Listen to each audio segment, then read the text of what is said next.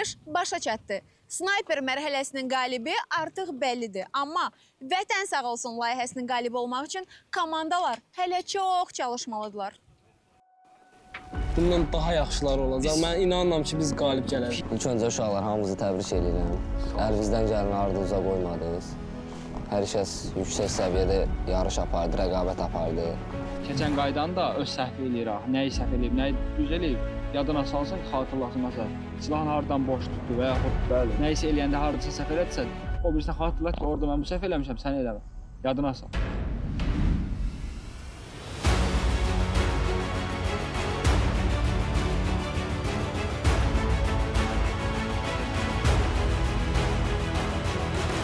Bugün keçirilən ilk yarışımız snayper tapşırıqları üzrə parkur bir komanda qalib gəldi. İlk yarışımız idi.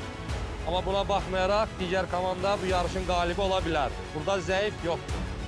Məğlub olan komanda şəxslərin nöqsan və səhvlərinə görə oldu. Amma ilkin yarışın nəticəsi qənaət bəxşdir. Ümumi hesabda komanda hesabı olaraq 4-2 hesabı ilə qalib gəlib Cortez komandası. Afərin! Sol! Sərbəst!